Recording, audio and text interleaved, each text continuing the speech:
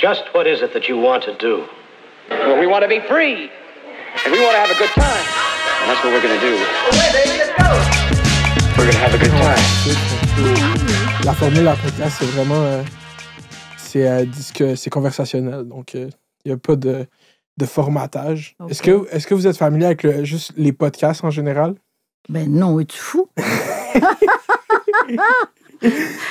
C'est ça, c'est... la chose la plus proche de juste... le média s'est rendu à juste... On écoute des gens parler sans aucune coupure, on fait juste écouter pendant des heures. Les gens ils écoutent ça. Oui, mais j'imagine quelqu'un qui dirait des choses énormes. Des propos haineux. Des propos qui incitent à... à un moment donné, là, tu ne peux pas non plus, comme diffuseur... Moi, je pense qu'on ne peut pas diffuser n'importe quoi. C'est un peu comme parent, on ne peut pas faire n'importe quoi.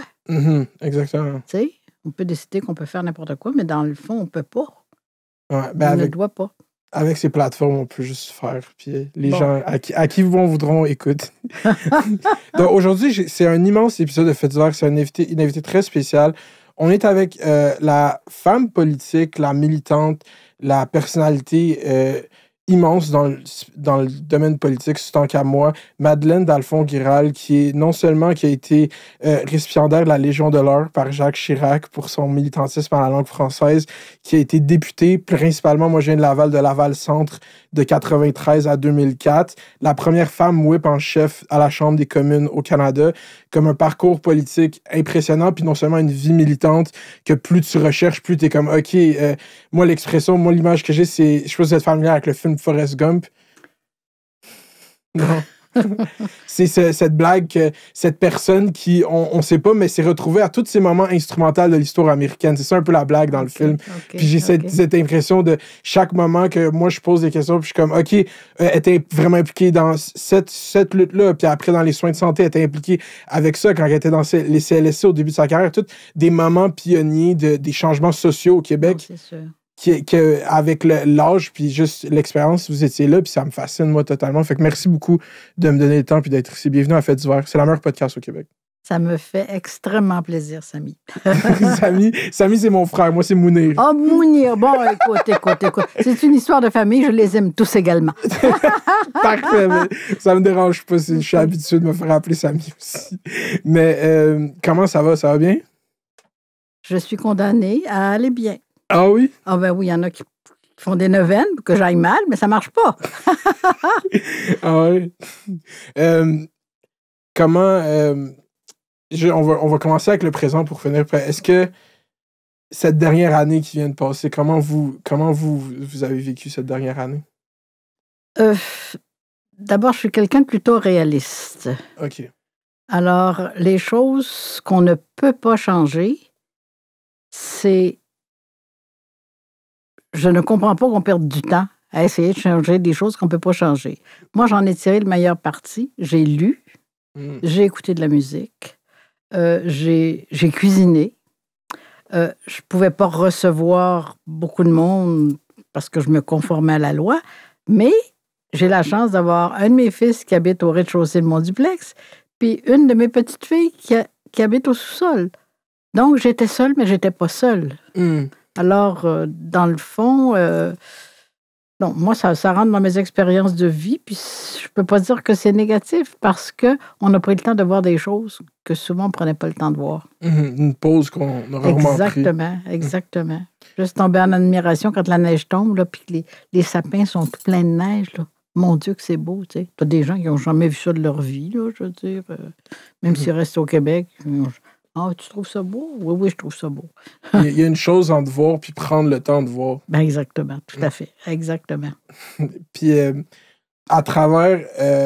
vous avez grandi à Vaudreuil? Oui. Oui. C'était comment grandir à Vaudreuil dans les années que vous avez grandi? Bon, alors Vaudreuil, c'est un petit village qui est à l'ouest de l'île de Montréal, qui est sur les bords de la rivière des Outaouais. Et c'était... un village où il y avait beaucoup d'artistes. Donc, c'est un village dans lequel la culture était très mise en valeur. Je vais donner un exemple que les gens de ma génération, ça va leur dire quelque chose. Il y avait du théâtre, bien sûr.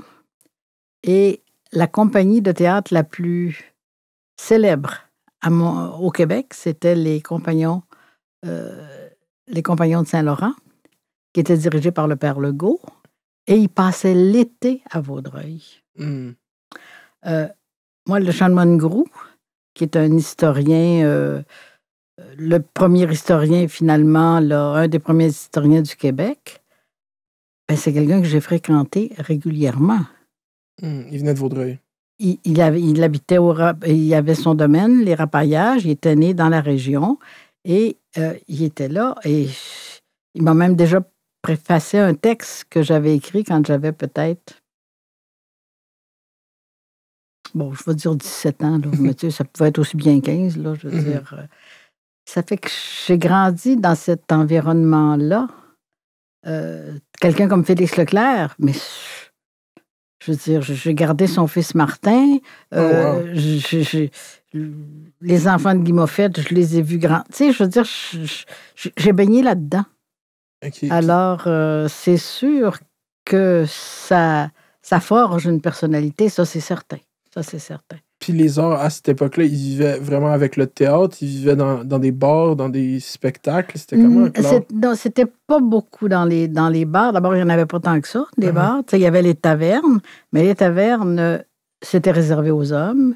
Et c'était des endroits, en tout cas, pour nous, là, c'était un peu glauque, si tu veux. Tu sais, tu voyais le gars arriver, là.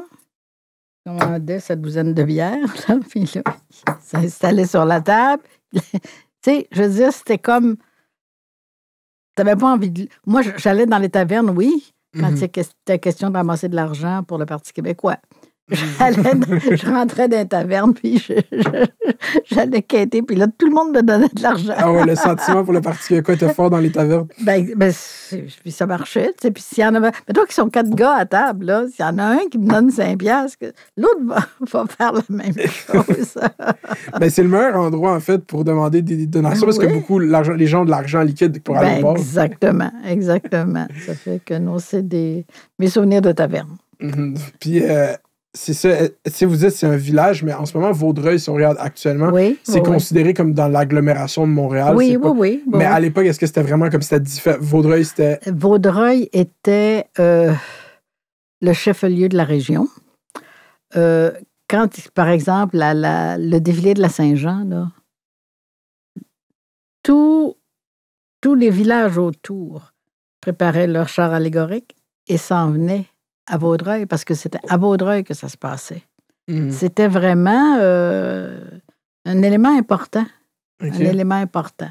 C'est fou, ça. Je n'avais pas conscience de ça. Puis, est-ce que vous alliez à Montréal, vous, souvent? Moi, j'ai commencé... j'ai pris la première fois le train pour aller à Montréal. Je devais avoir 13 ans. Oh, wow. Est-ce que vous vous rappelez c'est pour quelle occasion? Je devais m'en aller probablement voir le médecin, parce que le médecin était à Montréal. Ah, OK. Puis, c'est ça. J'avais des parents qui me faisaient énormément confiance. Ils savaient d'abord que j'étais capable de parler, puis si j'étais perdue, j'étais capable d'aller voir les numéros de porte, puis savoir si ça montait ou si ça descendait. Puis, c'était comment? Est-ce que vous vous promeniez dans les autres quartiers de Montréal? Est-ce que vous étiez dans les quartiers comme à Saint-Henri? Vous étiez dans ces quartiers-là? J'ai vécu... Je pense que c'était à l'âge de 4 ans. Mon père travaillait dans une usine à Saint-Henri. OK. Et avant, on restait un peu dans ce qui est l'équivalent de Rosemont-la-Petite-Patrie, là, la rue Bélanger, puis tout ça. On restait là. Et à un moment donné, il y a eu les crises de logement et tout ça. Donc, on s'est retrouvés à Saint-Henri. C'était quoi la crise de logement à l'époque? Il n'y avait plus de logement. Il n'y avait plus de logement. Puis les gens s'entassaient, là, je veux dire... Et donc, on s'est retrouvés à Saint-Henri, puis je n'étais pas vieille, là, j'avais 4 ans. Puis je vois les trains qui passaient juste devant la porte du salon. Tu sais, je veux dire, fait que moi, les trains, là, c'est dans ma vie, ça. Ah ouais? Ah ouais, oui, tout à fait. Puis, est-ce que vous saviez comment ils ont réglé la crise du logement à l'époque? Non. Non, on est parti pour Vaudreuil, et ça, c'était extraordinaire. Parce que l'on se retrouvait avec une grande maison à 2 étages, plus un sous-sol où on mettait les pommes de terre, puis le charbon, puis en tout cas toutes les affaires qu'on gardait. Et il y avait un grand garage qui était suffisamment grand. Je montais des pièces de théâtre. Oh, wow. Dans Ça a le monté garage. des pièces de théâtre? Exactement, Mhm. exactement. Puis là, je veux dire, on ramassait les chaises, puis les gens venaient regarder ce que les enfants avaient fait. Puis l'activisme ou la conscience sociale, elle arrive quand? Hein? Ben, j'ai toujours été consciente que le français était comme quelque chose de précieux, mais précieux et fragile. Mm. En fait, pas précieux comme un lingot d'or. Tu sais, avant de casser un lingot d'or, c'est difficile pas mal, mais fragile, fragile. Fait que ça, j'ai toujours été consciente de ça. Alors, puis il faut dire que ma mère venait de la Gaspésie. Oh, okay, Elle n'était pas allée à l'école longtemps parce que c'était l'aînée d'une famille de 10 ou 12. Et elle était venue à Montréal pour travailler chez les gens de Westmount. Puis elle envoyait l'argent à sa famille. Fait que, tu sais, c'est toutes des valeurs, ça, qui veut pas, sincère en toi. Mm-hmm. Tu sais? Alors, c'est ça. Puis à cette époque-là, c'était les années de Maurice Duplessis. Oui, c'était Maurice Duplessis. Puis c'était le cardinal Léger. Puis quand mes grands-parents... C'était qui le cardinal Léger? Le cardinal Léger, ben, c'était un cardinal qui venait de la région de Valleyfield. OK. Donc, nous autres, à Vaudreuil, on était dans le diocèse de Valleyfield. Donc, c'était quelqu'un. Puis quand il a été nommé cardinal, là, c'était pas rien. Là, hein? Je veux dire, c'était quasiment comme s'il était devenu pape. Ou, en tout cas, il faut être candidat à la papauté. Et il était très... comment dire? Il était tout.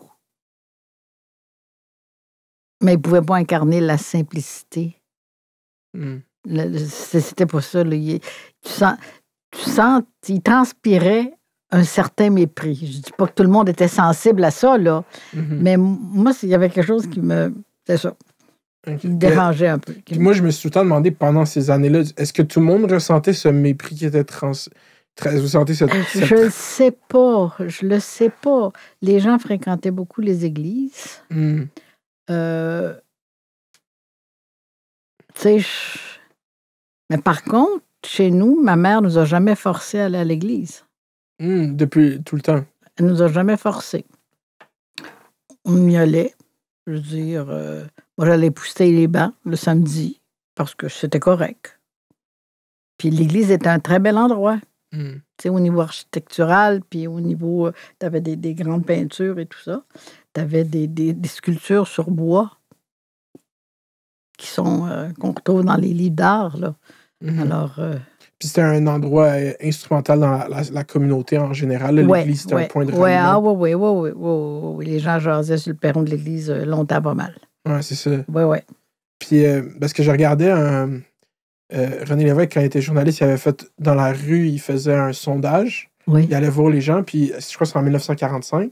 Puis il leur demandait, c'était 1945? Il leur demandait pour qui vous allez voter aux élections. Puis c'était dans les archives de Radio-Canada, puis il y avait plein de gens qui étaient comme moi, je vais voter pour Maurice Duplessis, c'est un bon bonhomme, il fait la bonne chose. Ouais. Puis ce sentiment-là était vraiment comme il y avait la confiance du monde. Oui. Puis c'est à partir de quel moment que ça a été revu comme grande noirceur, ça, cette époque-là? Ben, je pense bien que c'est avec l'avènement des moyens de communication. Tu sais, à un moment donné, quand tu sais ce qui se passe à l'autre bout du monde, forcément, tu fais des comparaisons avec ce que tu vis.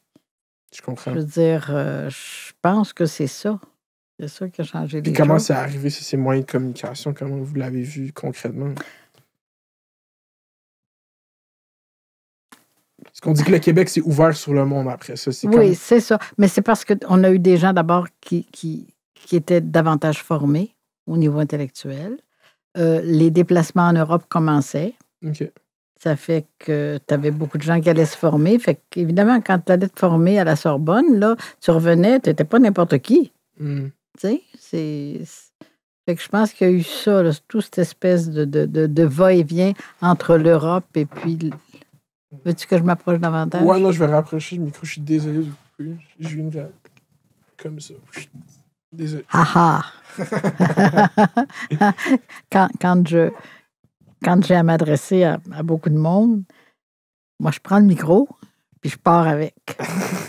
Parce que ça ne me dérange pas d'avoir le micro d'en face, puis j'ai autant de plaisir. Mais avoir un micro immobile, ça m'énerve. Ah ouais? Ben, c'est parce que tu peux pas bouger, tu peux pas, tu sais, tu l'as d'en face, là. Ouais. Ouais, je comprends ça. Moi, je joue avec beaucoup, je suis comme, je me déplace, puis je me déplace. Mais c'est ça, les gens ont commencé, tu sais, c'est comme l'avènement, comme vraiment le transport aérien. À un moment donné, il n'y en avait pas, puis à un moment donné, c'est devenu accessible. Comme Écoute, on ramassait de l'argent pour que le curé puisse aller à Rome. Peux-tu croire ça? C'est ça. On ramassait de l'argent pour que le curé... Il s'appelait le curé Janotte. Je me rappelle de lui. Non. Il fallait qu'il aille à Rome. Ça n'avait pas de bon sens que le curé aille pas à Rome. Il fallait qu'il aille à Rome. Ben oui, ça fait qu'on a ramassé de l'argent. Il est allé à Rome? Ben oui, il est allé à Rome. Il est revenu aussi. C'est fou. Et comme, moi, c'est genre... dans mes cours d'histoire, on me l'explique, mais j'ai l'impression que je vois pas la concrétisation de ça. Genre, comment c'est devenu vraiment concret que le Québec s'est ouvert, puis c'est comme c'est à l'Expo 67, c'est quand? Oui, exactement. À l'Expo 67, écoute, là, c'était... Le monde venait. Le monde venait au Québec, puis il venait au Québec par choix. Puis ça, c'était... Vous, c'est quoi votre Expo 67? C'était comment? Bon, alors, ça, c'est complètement fou. Je vais te dire ce qu'on a fait à l'été 67. On a acheté le duplex en copropriété, ce qui ne se faisait pas. Parce que moi, j'ai dit, non, c'est pas vrai que je vais travailler pour payer une hypothèque, là. Non. Fait qu'on l'avait acheté avec ma soeur et mon beau-frère, ce qui faisait que c'était le coût d'un loyer ordinaire, sauf qu'on avait évidemment c'était un investissement. Ça, c'était clair. Puis, on est parti en France. En France, puis en Espagne. Tout en 67. Et là, j'ai un de mes neveux qui est né, puis quand je suis arrivée, j'ai su que j'étais à Montréal. En revenant de voyage. En revenant de voyage, puis j'ai dit, mais oui, mais là, c'est bien beau être la Montréal, mais c'est des responsabilités, là. C'est pas juste quelque chose de sympathique, on fait un party, là, c'est pas ça. C'est beaucoup plus sérieux que ça. En tout cas, pour moi, c'était clair. Ça fait que c'est ça, je me suis retrouvée marraine et... non, C'était comment, en tant que tel, l'expo? Est-ce que vous êtes allé à l'Expo 67? J'avais mon passeport, Okay. mais je suis pas allée 10 fois. Je suis peut-être allée 5 fois. 5 Et fois. je dis peut-être. Parce que,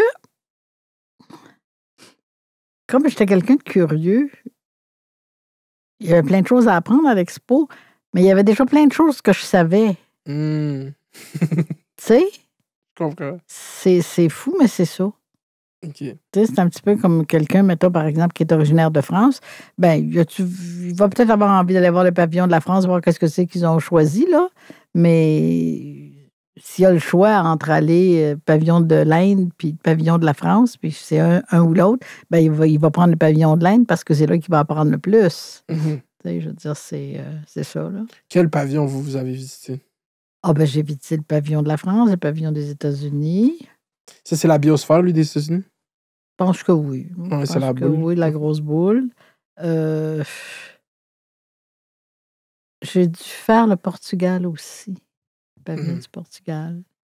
Non, comme je dis, là, 5 fois, là, j'ai vu des choses. Là. Est-ce que tu allé dans le pavillon de la jeunesse? Il y a un pavillon, il me semble, ça s'appelait le pavillon de la jeunesse. Ben, je ne sais pas si je suis allée là. Je suis pas sûre que je sois allée là. En tout cas, si je suis allée, ça m'a pas marqué. Moi, j'avais entendu une histoire dans un documentaire, c'était que l'album des Beatles, je me rappelle plus quel album, il avait joué pour la première fois en Amérique du Nord à l'Expo 67. Oui. C'est ça. Oui, c'est ça. Mais je dis, mais moi, les Beatles, j'étais capable d'écrire le nom sans faire de faute, mais ça n'a jamais été ma tasse de thé. Je veux dire, ah non. Mais non. C'est anglophone, c'est pas là. Ben, ça me parlait pas. Okay. Ça me parlait pas. Vous compreniez pas la Beatlemania de l'époque? Ben, je me disais, tout le monde a le droit d'être niaiseux. Ah ouais? C'était de la musique pop, vous étiez plus sur la contre-culture. Ben, c'est ça. Puis je veux dire, écoute, je fréquentais à l'époque la rue Crescent, dans les petites caves à vin, là. Je veux dire, c'était ça, mon environnement. Puis je me rappelle, sur la rue Crescent, un soir, j'étais allée, et à ma très grande surprise, il faisait tourner un disque de Félix Leclerc. J'en revenais pas. Dans un bar anglophone. J'en revenais pas. Le succès de Félix Leclerc à l'époque, c'était comme lui le plus gros auteur de l'époque. Ben, il y avait eu... Moi, je l'ai connu beaucoup. Mais il avait fait un gros tabac en France, en Europe. Alors, quand il est revenu, il était porté par ça. Mais c'était quelqu'un de... C'était un artiste. C'était vraiment un artiste dans le sens le plus large du terme. Et sa femme, qui s'appelait Doudouche, c'était son surnom, elle prêtait pas beaucoup attention aux chansons, au travail de son mari. Ça fait que Félix venait me chercher à la maison. Puis là, on s'en allait. Puis il y avait un grand champ. Ça fait qu'on allait se promener là-dedans. Ou on allait dans le grenier. Puis il me dit là, non, je voudrais que tu écoutes ce que j'ai écrit cette semaine. Ou, puis que tu me dises ce que tu en penses. Fait que tu repenses à ça, là, mais c'est complètement fou. C'est complètement fou. C'est ça que j'allais dire, c'est complètement fou. Oui, tout à fait. Tout à fait. Ça fait que j'ai été très, très privilégiée, dans le fond. Puis cette proximité entre l'art et le militantisme politique a tout le temps été ressenti au Québec. C'était tout le temps... Est-ce que vous le viviez dans ce temps-là? Est-ce que les artistes, c'était quoi votre vision du monde de l'art? En fait, quand vous avez commencé à vous impliquer plus socialement, y avait-tu des artistes? Ben écoute, quand j'étais dans les... J'ai été dans les fondatrices du Bloc, mais pour être dans les fondatrices du Bloc au début des années 90, c'était parce que j'étais très impliquée avant. C'est ça. Parce que autrement, je me serais pas retrouvée là-dedans, là, c'est sûr. Exactement. Ça fait que... Non, j'ai l'impression que j'ai toujours eu le sentiment qu'il fallait protéger notre langue, puis que pour protéger notre langue, il faut se mettre ensemble. On ne peut pas faire ça tout seul. Ça fait que c'était vraiment ça le moteur. Là, on parle de l'Expo 67. 3 ans plus tard, il y a 70, il y a Octobre 70. Ça, c'est Là, je vais te dire quelque chose d'épouvantable. Mets pas ça sur les réseaux. OK. Je suis sûr que je le coupe. Vous voulez que je le coupe? Ben, c'est parce que je le dis parce que c'est vrai, mais ça ne veut pas dire que je suis fière de ça, là. Je suis sur la rue Saint-Urbain, chez la mère de mon beau-frère. Et là, évidemment, ça chauffe, hein, je veux dire, c'est assez... Puis c'est sûr que je suis ça de très près. Puis moi, le duplex où j'habite a été fouillé par la police. Pendant les mesures de guerre? Pendant les mesures de guerre, parce que j'étais déjà très impliquée, donc j'étais quelqu'un de dangereux. OK? Fait que, tu sais, c'est ça, hein? Là, c'est intense. Moi, j'en parlerai pendant des heures. Tu sais, je veux dire, c'est comment, ça, attends, juste, comment ça s'est rendu à Octobre 70? C'est ça la vraie question. C'est quoi le momentum que ça a pris pour se rendre là? Comment ça s'est construit? Je pense... Tu sais, ça faisait des... Écoute, mon père travaillait dans une usine qui était évidemment une usine britannique et tout ça. Et à 5 ans, je ne comprenais pas pourquoi il était obligé de parler anglais au travail. Et je lui disais, le boss, là, s'il est le boss, là, c'est parce qu'il est intelligent. S'il est intelligent, comment ça se fait qu'il ne parle pas français? J'avais 5 ans. J'ai toujours été très sensible à ça. Je pense au mépris latent, là, tu sais. Parce que moi, je vais te dire, honnêtement, moi, je m'en vais habiter à Rome, là, pour 2 ans. Ben, je te garantis que je vais parler italien au bout de 3 mois. Hein? C'est la moindre des choses, selon vous. Ben oui. Parce que ça s'appelle le respect. Et donc, un anglophone... Écoute, moi, j'ai vu des fois prendre le train, là, puis être avec des anglophones. C'est les anglophones venaient de Toronto, je leur parlais anglais tout le temps du trajet. Mais s'ils venaient de Montréal, c'était bien triste. Parce que je trouvais ça inacceptable. Mais on l'a accepté pendant tellement longtemps que c'était quasiment devenu normal. Tu sais, je veux dire, dans le fond, je pense que c'est un petit peu la... Comment dire?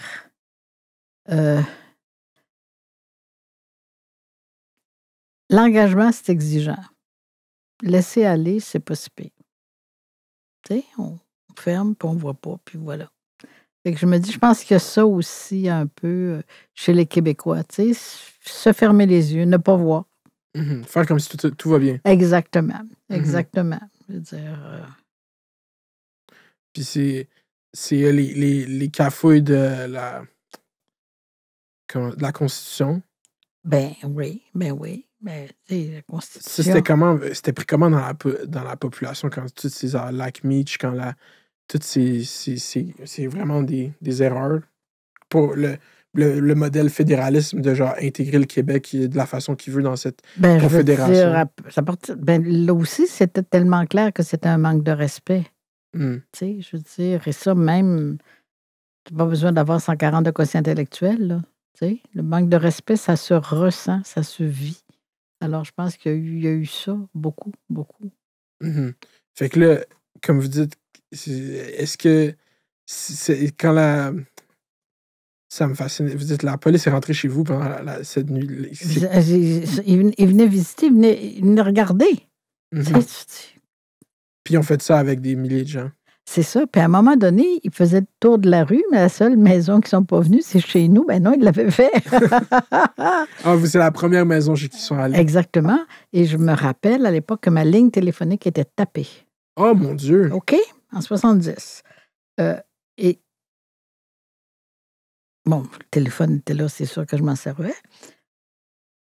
Mais à un moment donné, j'ai remarqué que aussitôt que je décrochais la ligne de téléphone, la télévision venait toute brouillée. Bon, une fois, ça peut arriver, c'est le hasard.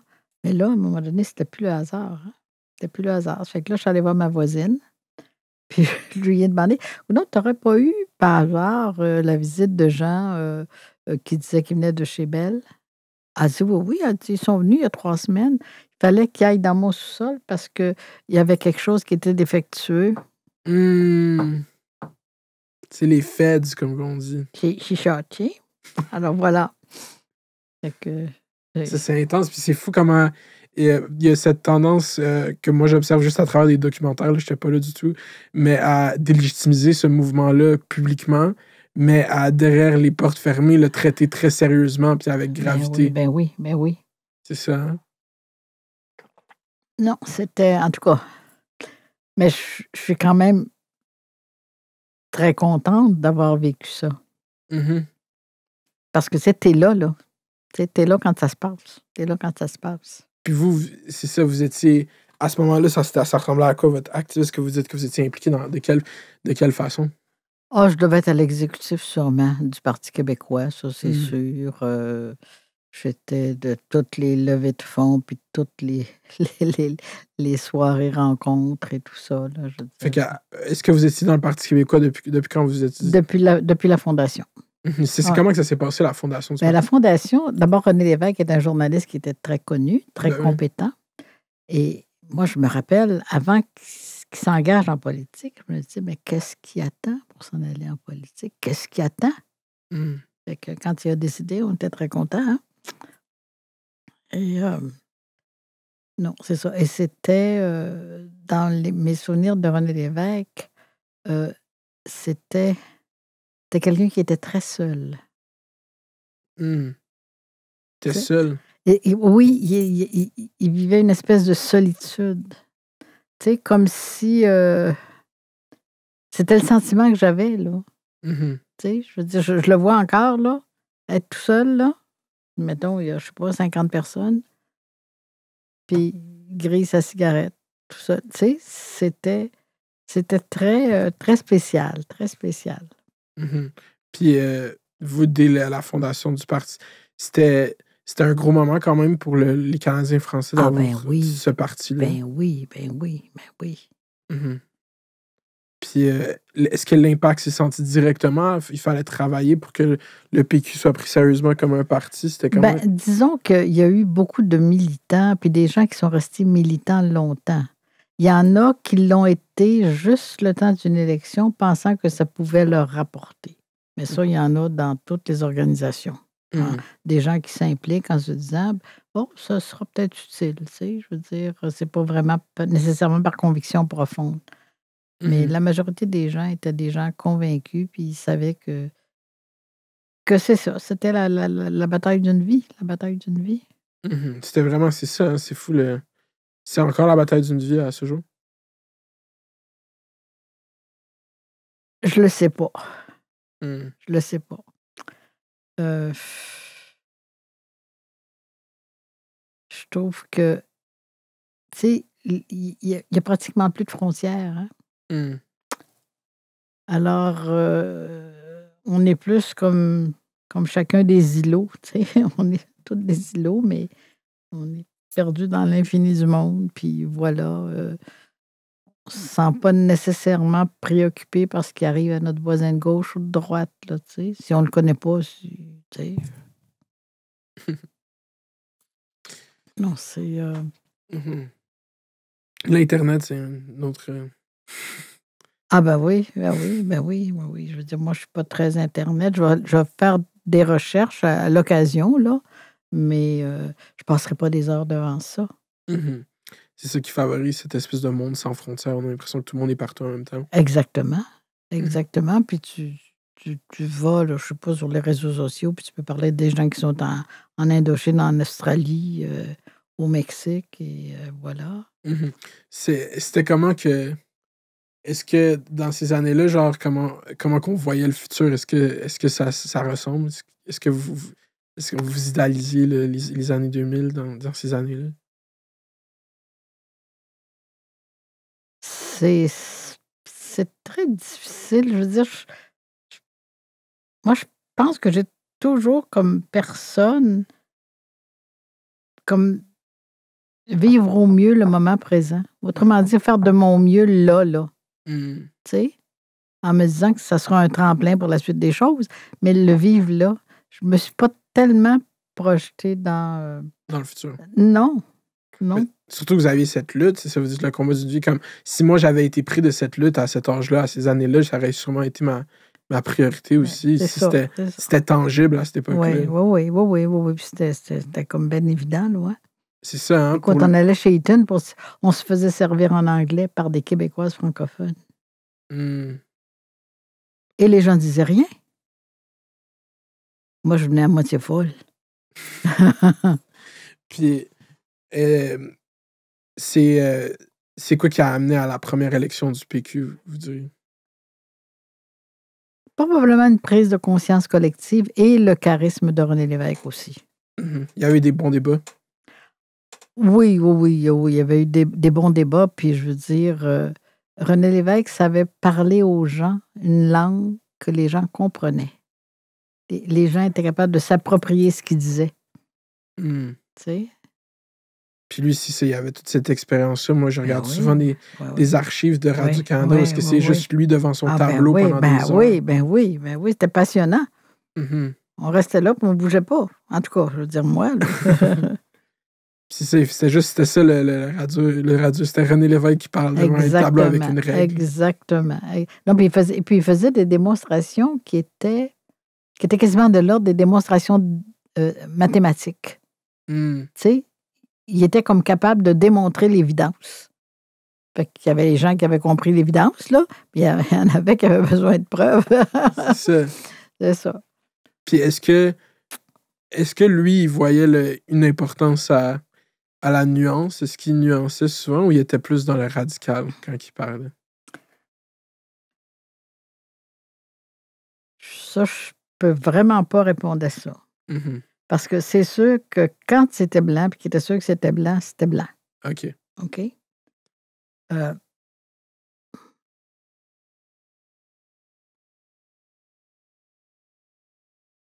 non, disons qu'il était clair quand il parlait. Là. Ah ouais? Oui. T'es catégorique. Oui, bien, il était clair.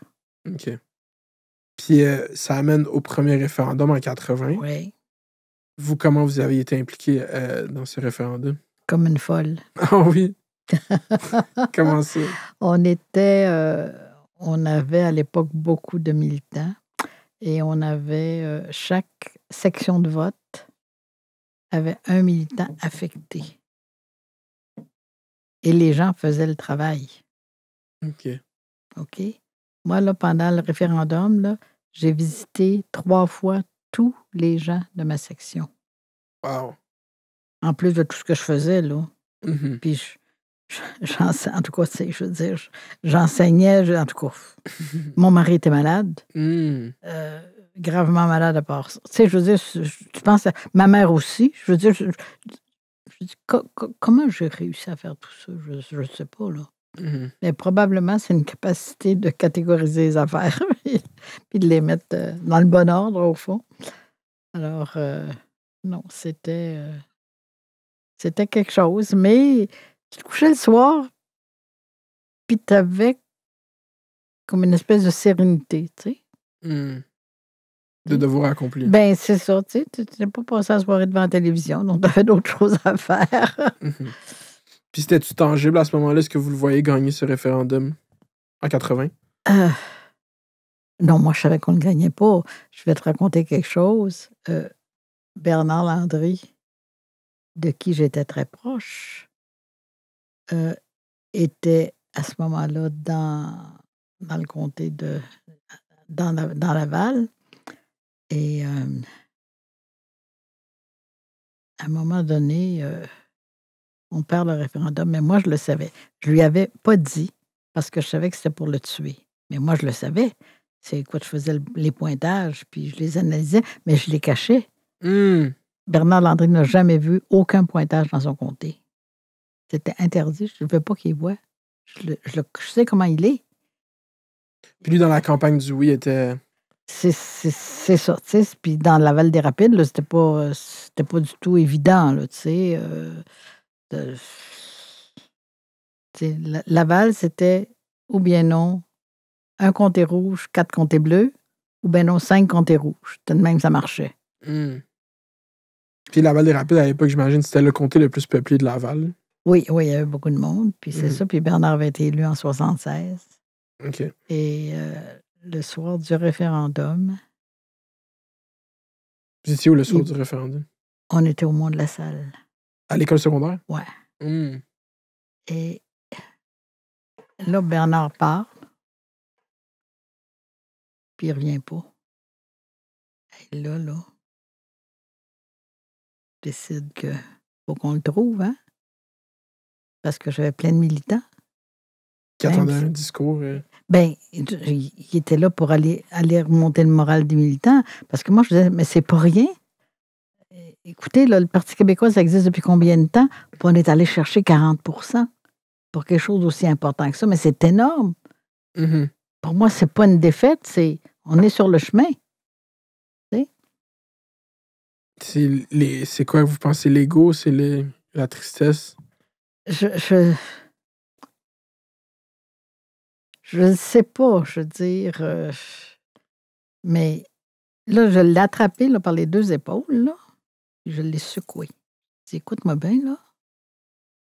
Tu as des responsabilités. On l'a perdu, so what? On continue à se battre. Fait que tu vas aller voir les militants, là, puis tu vas leur parler. Oh mon Dieu. Oh mon Dieu. Même on était de la même génération. Tu sais, je veux dire, je ne peux pas me mettre à la vente parce qu'il avait été ministre, là. Non. Vous compreniez qu'il fallait qu'il soit fort à ce moment. Exactement. Ça fait que, moi, écoutez, un peu le choix. C'est tellement fou. Puis après, c'était quoi le... Tu sais, c'est comme il y a toute cette ferveur, puis tout, il y a ce vote. là, ça tombe une fois 80. C'était comment le sentiment après? Là, oui, le sentiment immédiat la nuit. Mais après, c'est quoi? Si on recommence, on est là, on était... Ben, c'est-à-dire, moi, j'étais pas... J'étais triste, c'est sûr, j'aurais aimé qu'on gagne, mais je savais que c'était irréaliste. Tu sais, c'était comme... Si on gagne, ça va être un miracle, mais je crois pas au miracle, si tu veux, c'est ça, c'est ça l'affaire. Fait que moi, je me rappelle que le lendemain du référendum, j'étais à mon boulot à 7h30 le matin à l'hôpital. Vous étiez infirmière? Ouais. Puis c'était comment le système de santé à l'époque? Ben, d'abord, bon, évidemment, c'était pas du tout la même chose. Les visites, par exemple, étaient limitées. C'était, mettons, comme de 2h à 3h. C'est que les gens pouvaient venir? C'est ça. Avec les enfants, surtout en pédiatrie, les enfants, il fallait que, comme infirmière, tu t'amènes non seulement des soins de qualité, mais toute la chaleur familiale.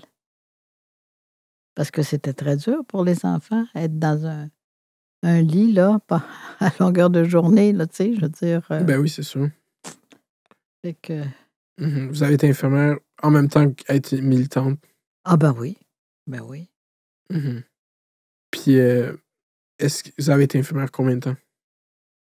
J'ai fini mon cours en 60... Attends un petit peu. J'ai commencé en 56, j'ai fini en 59. Fait que tu vois, j'ai été juste de 59 à 93. J'étais infirmière. C'est sûr, là-dessus, il y a eu 13 ans que j'ai enseigné, mais je veux dire, j'allais quand même en stage, je donnais quand même des soins. Puis vous enseignez pour les soins infirmiers? Oui, c'est ça. Ouais. Puis, c'est quoi que... Si vous avez été membre fondatrice du Bloc québécois, ça c'est en 80... Dans le début des années 90. Dans le début des années 90. Puis ça, c'est comme... Tu sais, il y a 80, il y a la défaite, puis là, c'est comme ça 10 ans où est-ce que ce mouvement-là se rebâtit ou se réorganise. C'est comment pour arriver après à 93, l'élection que vous avez été élu député, puis après 95? Oui.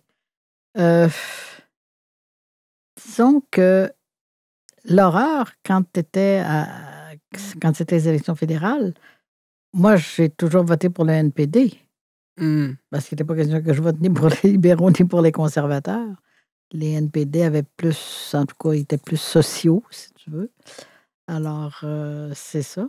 Quand le Bloc commençait à se dire, non, il est peut-être temps que le Québec soit représenté à Ottawa par des gens qui sont là pour le Québec. C'est qui a eu cette idée-là? C'est quand même une idée intéressante, là, comme un parti juste québécois. Oui, parce que c'était pas la mode, hein? Ouais. C'était pas la mode. Probablement que c'est Lucien Bouchard, mais moi, je me rappelle, Lucien Bouchard, je l'ai connu avant qu'il soit chef du Parti québécois, là, au tout début, là, je veux dire, c'est quand même... C'est ça, je me rappelle qu'à un moment... Il était jeune, Lucien. Vous avez connu jeune Lucien Bouchard? Ben, on est de la même génération, alors c'est ça. C'était comment Là, on va retourner en arrière, là, je suis sur des... C'était comment dans le temps quand ils ont fait le PQ a fait la loi 101?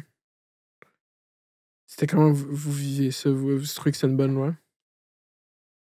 Ben, je veux dire, c'était mieux que la loi 63, ça, c'est sûr. C'était quoi la loi 63? Ben, c'était une loi qui parlait des langues, mais je veux dire, c'est ça, là. T'avais pas de priorité pour le français, là. T'avais pas, tu sais, non, tu sais. Le français, c'est... Au Québec, on vit en français. En français, c'était pas ça, là. Puis, il y avait avant, il y avait eu le Bill 22. Fait qu'il y a eu plusieurs tentatives pour essayer d'amadouer les Québécois, mais ça n'a pas toujours... en tout cas, c'était pas toujours fait de la meilleure façon, si tu veux, tu sais. Je veux dire, ça, c'est sûr. C'est la meilleure... Est-ce que c'était le bon projet de loi, selon vous? C'était un bon projet de loi, la loi 101? Ben, je pense qu'elle a été nécessaire. OK. Elle a été nécessaire. Parce que, tu sais, quand tu dis là, que tu te promenais sur la rue Sainte-Catherine, puis c'était tous les Québécois francophones, mais tout le monde parlait anglais sur la rue Sainte-Catherine. Tu sais, à un moment donné, il faut un peu secouer le monde, là. Parce que tu avais plein de gens qui n'étaient pas du tout conscients de ce qui se passait. Tu sais, c'est ça. Ils n'étaient juste pas conscients, là. C'est ça. Comme vous avez dit, vous avez vu très jeune cette dynamique de pouvoir entre qui parle anglais et qui parle français. Mais oui. Puis c'était ça, c'était tout le temps, c'était omniprésent. Là. Exactement. Exactement. Puis est-ce qu'à l'école... Quand je suis arrivée à Ottawa, là, j'avais décidé que je ne dirais pas un traître un mot en anglais. Parce que je dis, le Canada se prétend un pays bilingue. Je regarde. Alerte Amber. OK, c'est ça. Moi, mon sel vibrait. On est une alerte Amber, tout le monde. Une alerte Amber. Première alerte Amber pendant fête d'hiver. OK, oui. C'est ça, vous ici... Que là, je ne sais pas pourquoi, j'ai un autre petit qui est disparu. Ouais, c'est dommage. Dans le temps que l'épisode va sortir, on souhaite qu'il l'ait retrouvé. Oui.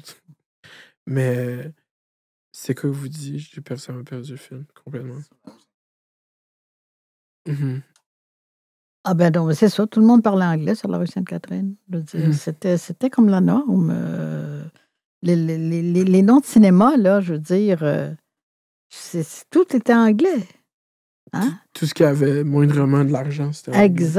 Exactement. Puis c'était comme ça. Puis c'était correct. Puis c'est ça. Puis vous, est-ce que quand vous aviez passé à l'école, je sais que vous êtes allé à l'école... c'était les religieuses qui faisaient votre formation. Oui. Est-ce qu'ils vous avaient enseigné l'histoire du Québec? Comment ils vous enseignaient l'histoire du Québec? Ben, c'était l'histoire traditionnelle, c'est $$ des Ormeaux, puis le Chevalier d'Iberville, puis tout ça.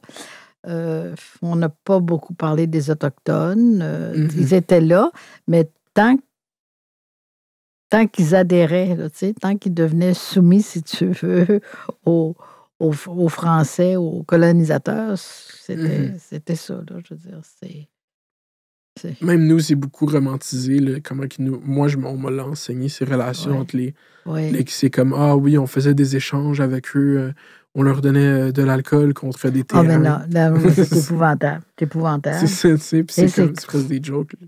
Non, c'est effrayant parce que tout le monde sait que l'alcool influence sur le cerveau et que tu deviens beaucoup plus... ou plus malléable ou le contraire. Ça dépend du monde, là, mais non, c'est ça. Est-ce qu'à ce moment... Parce que je vais prendre l'opportunité de poser plein de questions. Le Québec, c'est quand même une société que l'alcool fait partie. C'est quand même, moi, quand j'observe, c'est un fondement de la socialisation de beaucoup de Québécois, juste le vin et la bière. Ben oui, mais c'est parce que ça libère la langue. Ça libère les gens. C'est ça. Puis c'était-tu de même à l'époque? Ben, ça devait être comme ça. Ça devait être comme ça. Tu sais, dans les tavernes, là, si les hommes se réunissaient là, c'était pour se libérer. C'est clair. Je comprends. Tu sais, je veux dire, tu sais, si t'as pas d'endroit pour te libérer, qu'est-ce que tu fais? Tu peux toujours aller voir le curé, mais c'est pas la meilleure affaire non plus. Est-ce que ça fumait du cannabis à l'époque? C'est ça la question? Non.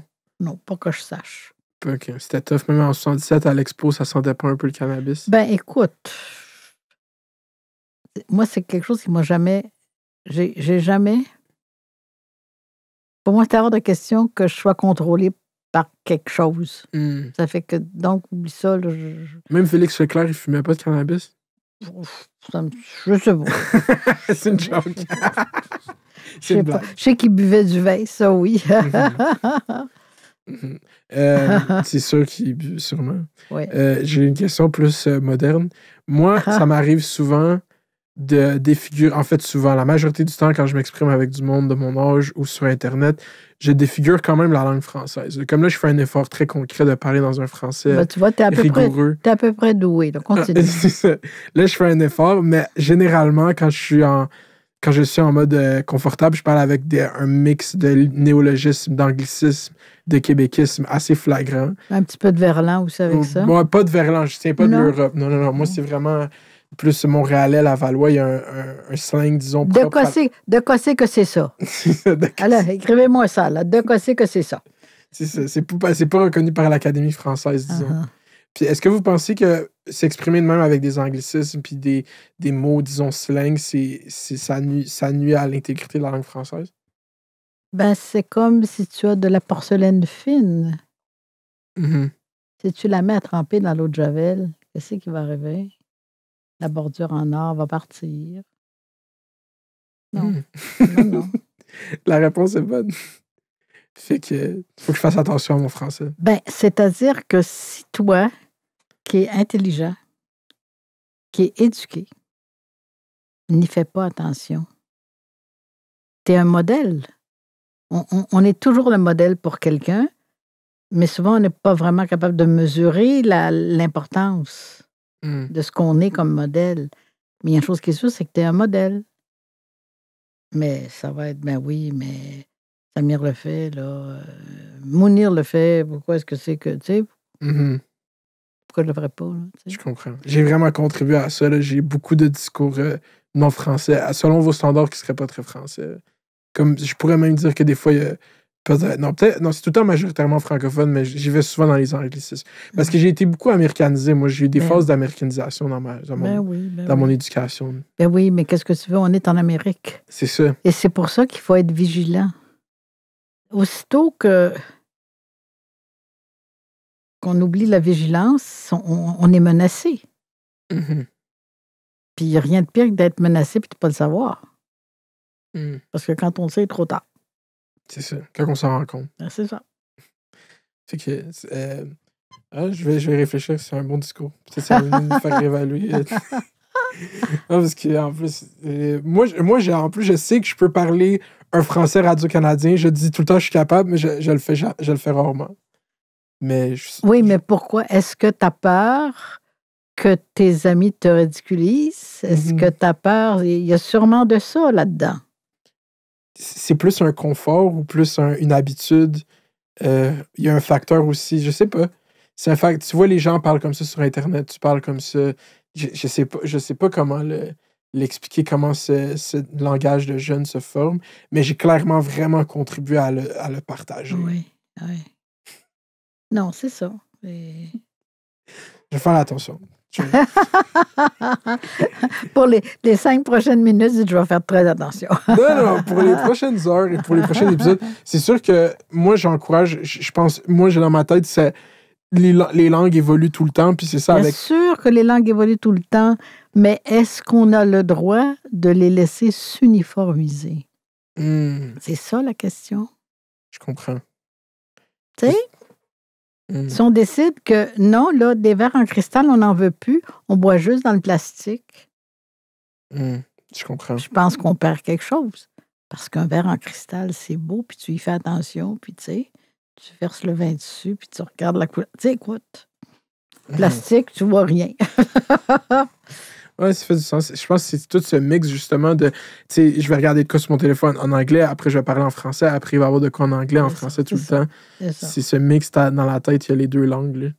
Puis pendant un bout au Québec, il y avait culturellement, comme ils ont juste arrêté les productions originales québécoises, puis on a juste écouté des séries traduites pendant une génération.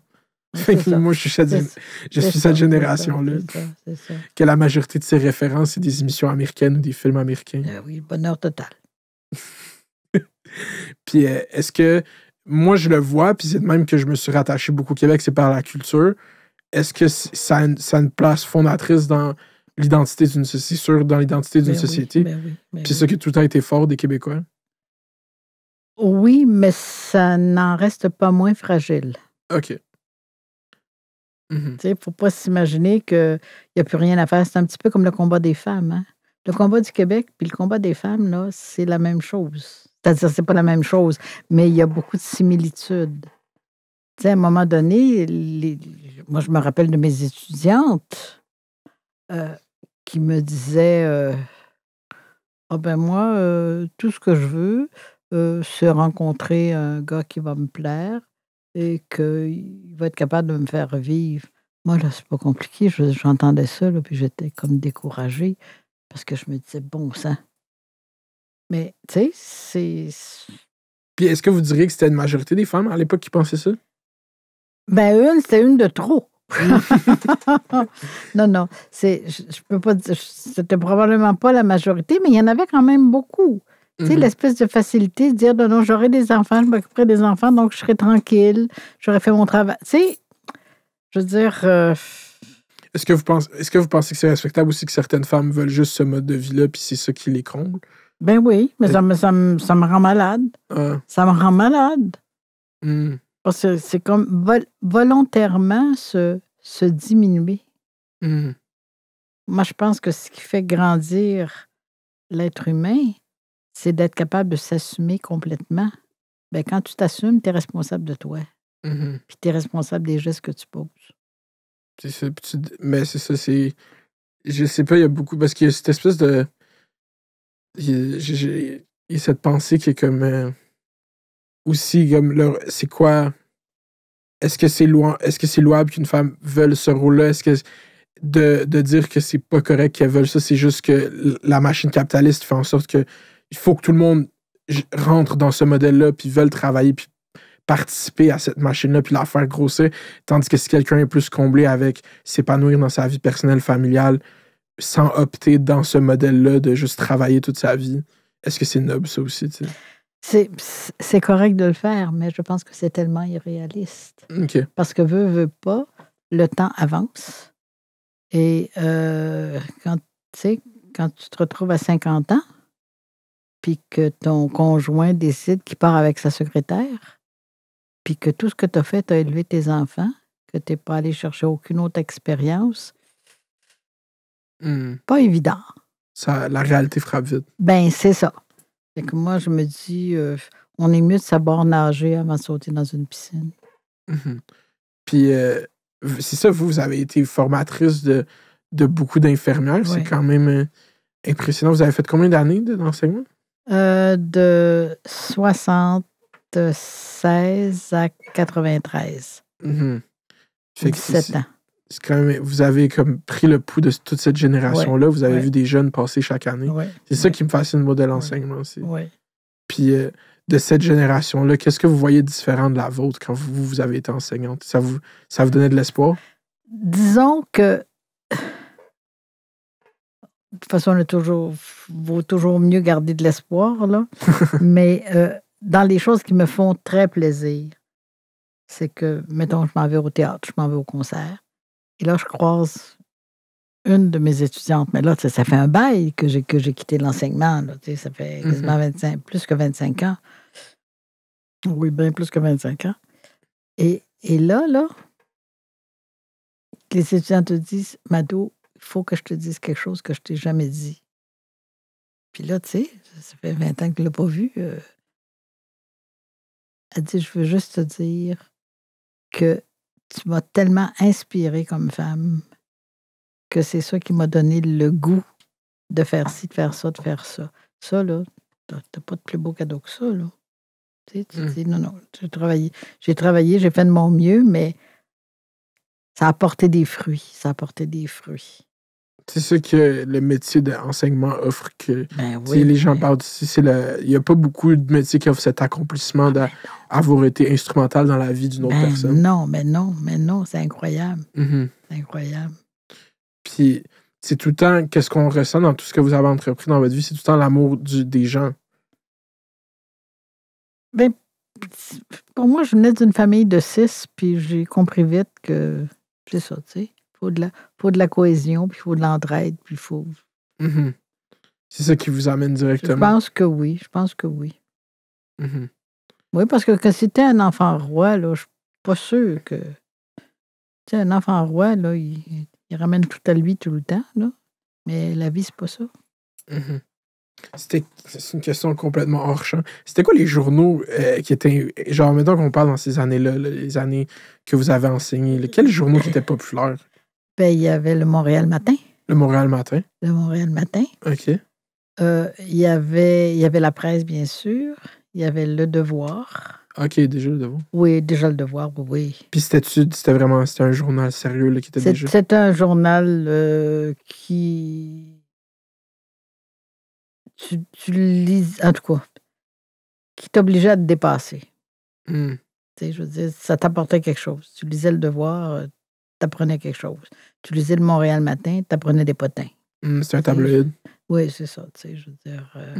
C'était-tu Québécois qui faisait Montréal Matin? Ben, Québec... Qu'est-ce que c'est qui faisait Montréal Matin?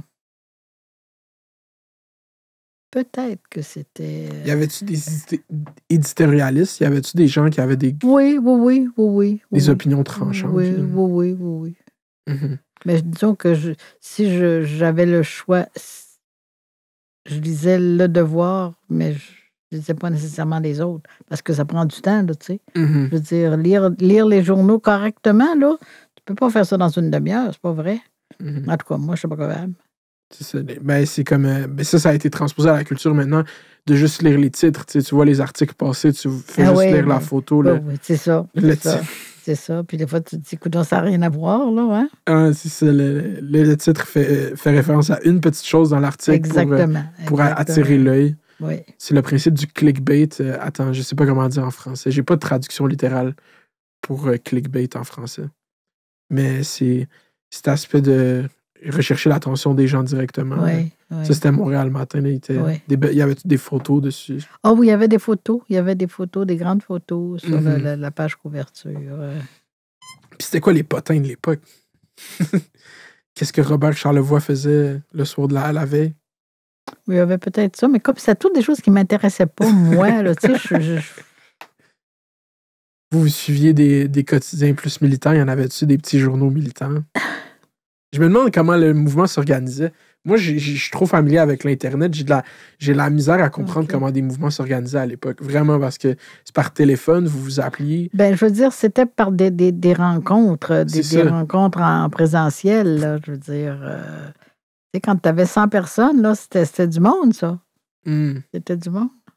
C'est ça l'affaire. Nous, on est trop habitués de voir les chiffres sur Internet. On perd j'ai aucune idée même comment ces mouvements ont pu s'organiser à l'époque, ces mouvements militants.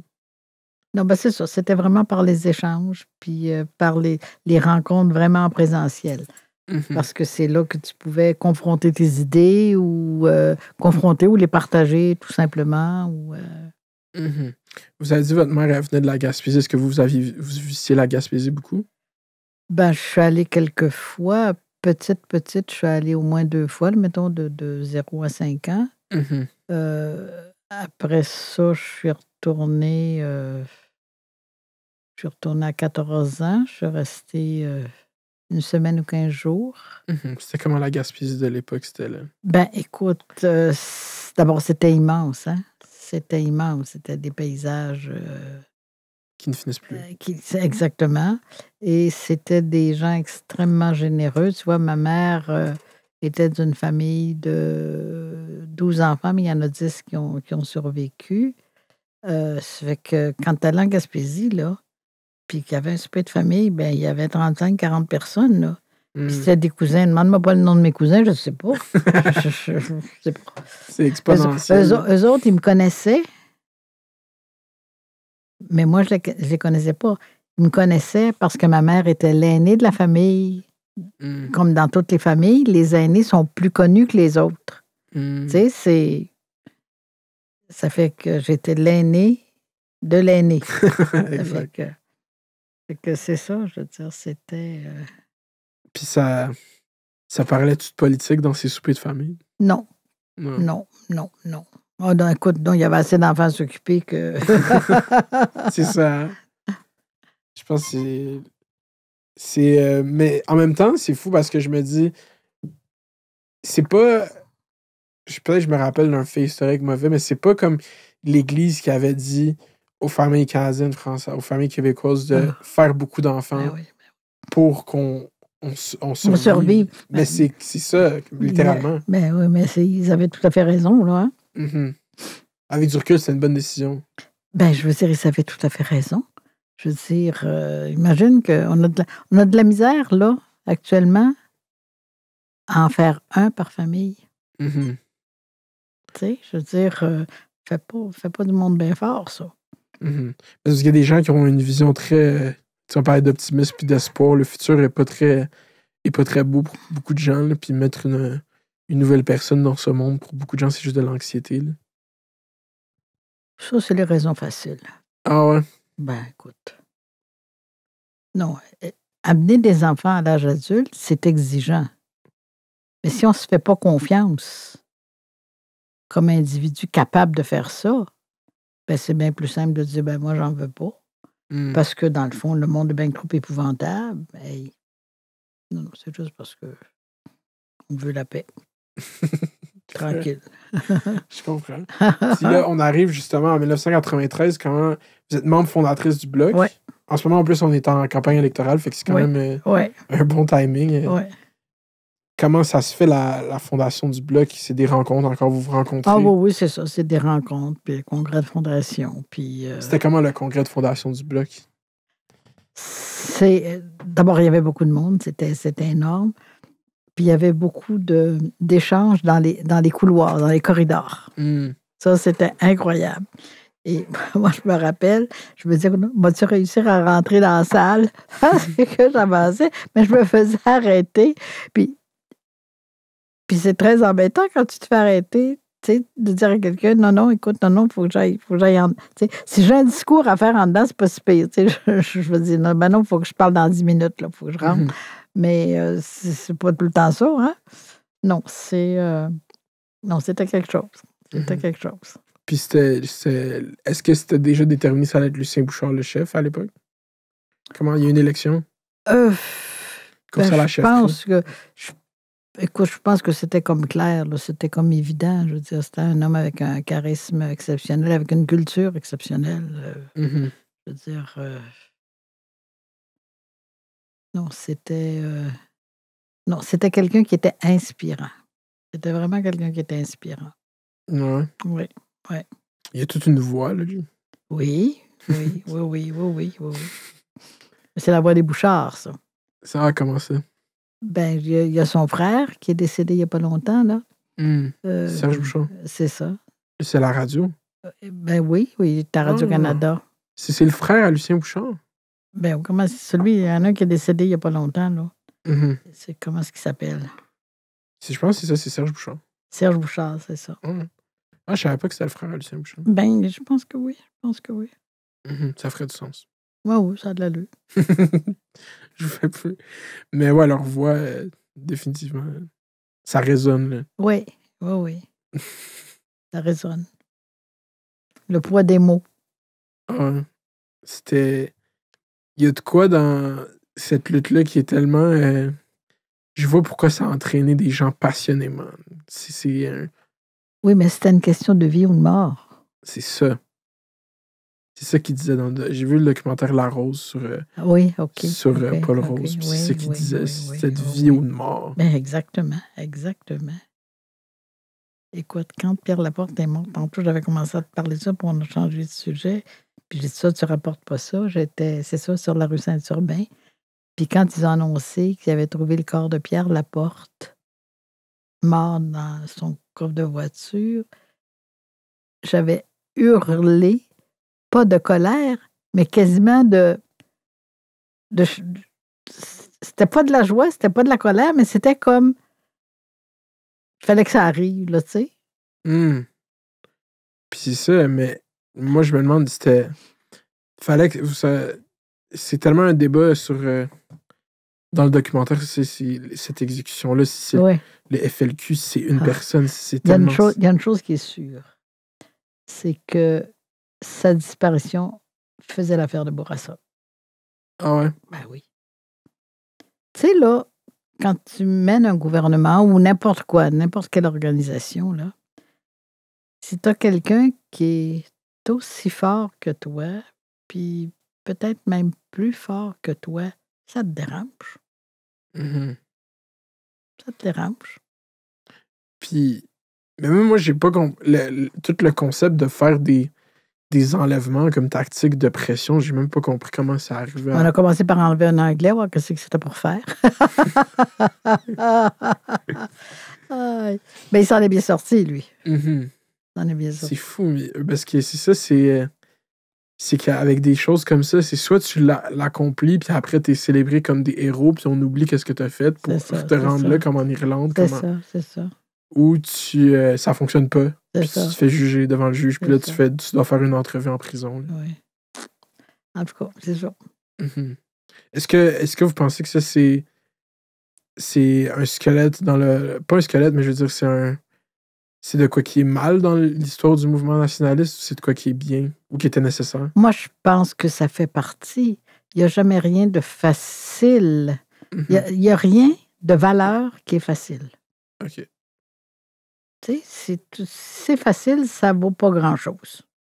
Mm-hmm. Mais c'est difficile, puis qu'il arrive des coups bas ou des affaires catastrophiques. Je veux dire, ça fait partie de la réalité, ça. Mm-hmm. Puis il y a juste ça qui... C'est ça. Quand on passe au travers, on est content. C'est ça. Hein? Puis, est-ce que vous pensez que ces événements-là ont reculé beaucoup de gens face au mouvement souverainiste nationaliste? Ah ben oui, tous les neutres. Mm-hmm. Tous ceux qui disent peut-être bien que oui, peut-être bien que non, là, oui, bien sûr. Bien sûr. Ça fait peur comme... Mais non, parce qu'ils voulaient avoir la paix, eux autres. Mm-hmm. Tu sais, quand ce qui te prévaut, c'est la paix à tout prix. Moi, c'est la paix, mais pas à n'importe quel prix. C'est ça. C'est pour ça que moi, les mesures de guerre, c'est tellement intense. Moi, quand les gens ils disent que les mesures qu'on a maintenant, c'est liberticide ou c'est la fin du monde, je suis comme, yo. Non, mais ils ne savent pas c'est quoi la fin du monde. C'est ça. Qui regardent ce qui se passe en Afghanistan, là, ils vont avoir une idée. C'est ça. Exactement. Surtout vous, est-ce que vous avez des souvenirs de la fin de la Deuxième Guerre mondiale? Ben, je me rappelle que les cloches de l'église se sont mises à sonner à 11 h le matin. Mm-hmm. Puis le couvent où j'étais était juste à côté de l'église. Et là, j'étais sûre que c'était la fin de la guerre. Mm-hmm. J'étais sûre. J'ai dit, la guerre est finie. Et il y avait eu un défilé dans le village. Et il y avait, en tout cas, c'est tellement les souvenirs qui me restent. Et il y avait quelqu'un qui personnifiait Hitler. Mm.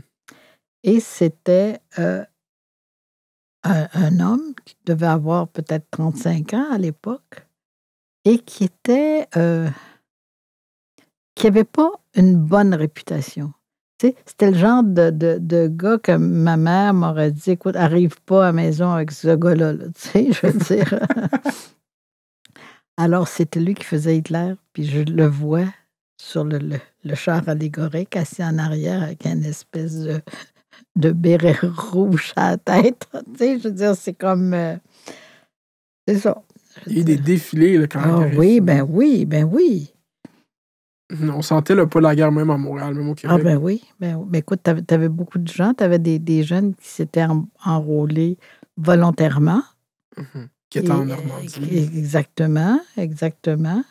Mm-hmm. C'est la première fois que je parle à quelqu'un qui a des souvenirs de la Deuxième Guerre mondiale. J'ai eu pendant ce confinement, moi, vous avez lu des livres. Moi, j'ai regardé beaucoup trop de documentaires sur la Deuxième Guerre mondiale.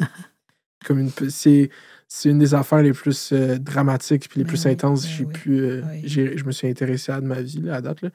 Fait que, en vrai, est-ce que... infini les questions. Fait que là, vous avez entendu les clochers, vous avez la guerre est finie en 45, en 49. Ouais. Mm-hmm. Ça, c'est fuck. Je sais pas quoi dire. Non, la guerre est finie. Mm-hmm. Puis vous n'aviez pas idée encore l'Occident n'avait pas encore compris à quel point ça avait été atroce. Hein? Non, par contre, fallait à partir que le soleil se couchait, là, on éteignait toutes les lumières, on tirait tous les rideaux.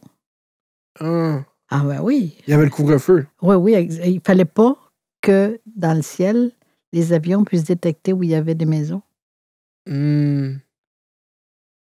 Parce qu'il y avait eu parce que c'est ça que je m'intéressais. Il y avait eu des sous-marins allemands qui avaient été pris dans le Saint-Laurent. Dans le Golfe, ben oui. C'est ça. Il était pas loin, là. Il était sur une autre affaire, là. Hitler, il savait plus où donner de la tête, là. Il aurait fait des attaques partout s'il pouvait, là. Oui. C'est fou, ça. Fait que là, il y avait littéralement quelqu'un déguisé en Hitler à la parade, puis la cérémonie, c'était-tu de le tabasser à la fin? Non, il était assis, puis mettons que, c'est ça, il était de même, tu sais. Puis, y avait-tu la radio à l'époque? Oui, il y avait la radio. Moi, je suis une fille de radio, d'ailleurs, je veux dire. Ah ouais? Ah oui, si je devais choisir entre la radio et la télévision, c'est la radio, c'est sûr. Mm-hmm. C'est sûr. Puis là, vous, à la radio, annoncé comme la guerre est finie. Ouais. La guerre c'était à la capitulation de Berlin ou du Japon, c'est plus tard? C'est quand vous avez célébré? C'est quand Berlin est tombé ou quand... C'est quand Berlin est tombé, oui. Mm-hmm. Oui, parce que, tu sais, Tokyo, c'était pas mal loin, là. Hein? Ouais, c'est ça. Mm-hmm. Ouais. C'est à toutes les... Fait que... ça, c'est pendant que nous, au Québec, vous allez au couvent. Là, sinon, c'est la grande noirceur, puis on vient de finir la guerre. Oui, je vais au couvent, mais par contre, je veux dire, les sœurs que j'ai eu la chance d'avoir comme enseignantes étaient des femmes d'avant-garde. D'avant-garde? Écoute. Comment ça? À la fin de l'année, c'était la cérémonie de fin d'année, puis on recevait beaucoup de livres comme cadeau. Mm-hmm. C'est-à-dire, en tout cas, mettons, c'était première mathématiques, première en ci, première en ça, là, c'était toi qui remplis tous les livres.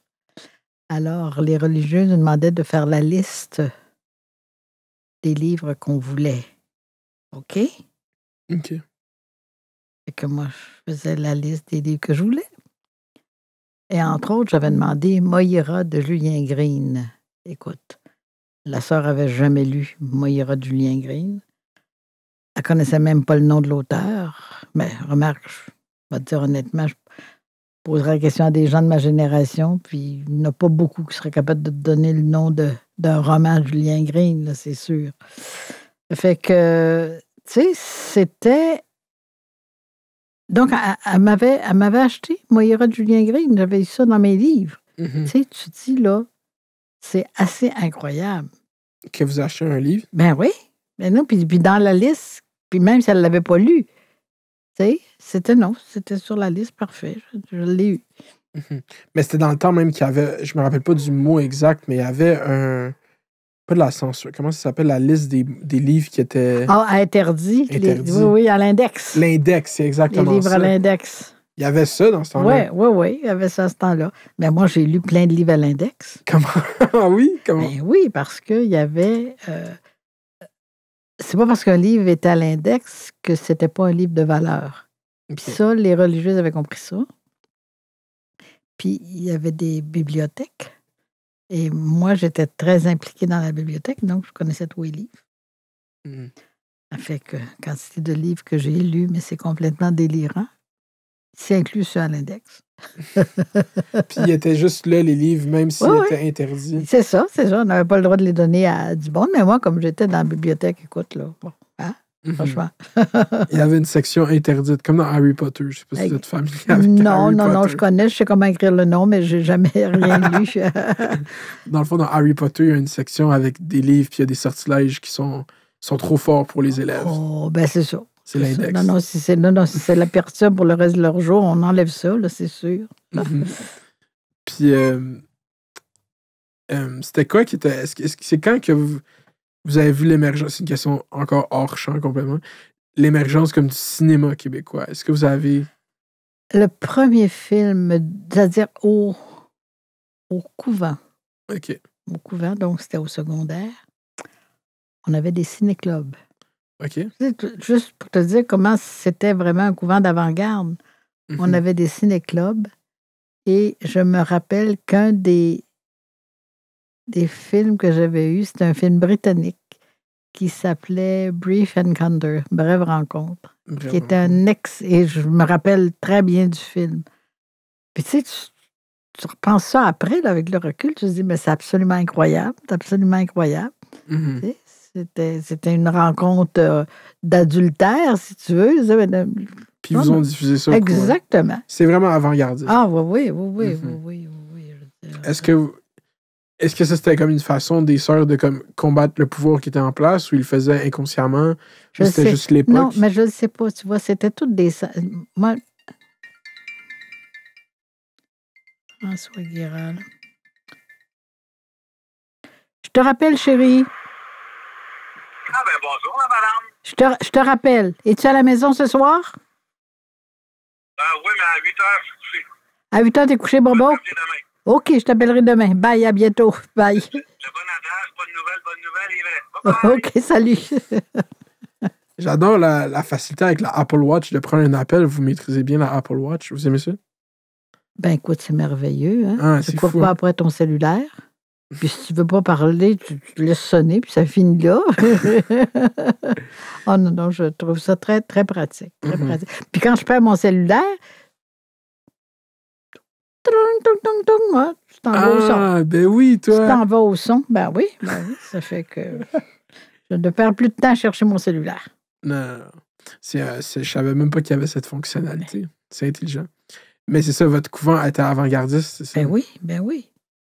Puis c'était-tu un reflet de l'époque ou c'était vraiment propre à ce couvent? Je pense que c'est un reflet des religieuses. Tu avais des religieuses qui étaient vraiment très à droite, très conservatrices, très ancrées dans la religion.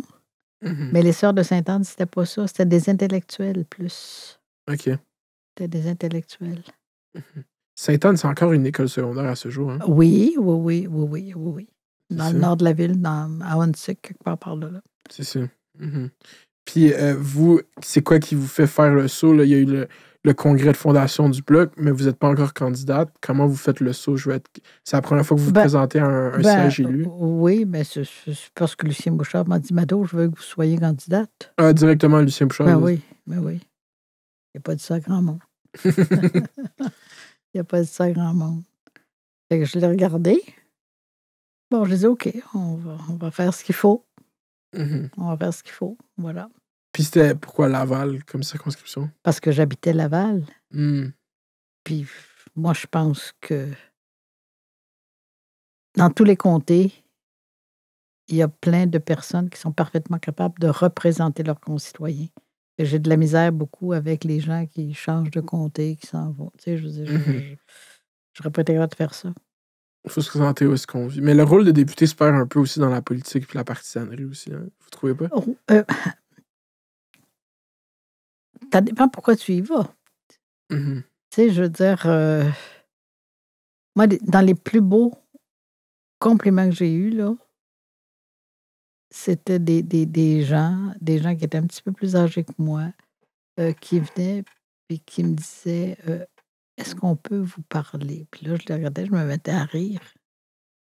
Mais ce que je sentais, c'était que les gens étaient capables de poser la question.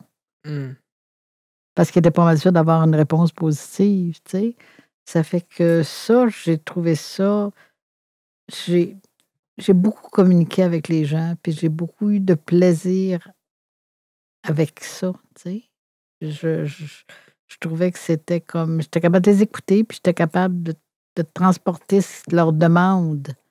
Ça fait que ça marchait pas tout le temps, là, comme je leur disais, ou des fois, ils venaient au bureau, puis je leur disais, écoutez, je vous comprends, je suis tout cœur avec vous, mais je suis incapable de faire quoi que ce soit parce que c'est du niveau provincial.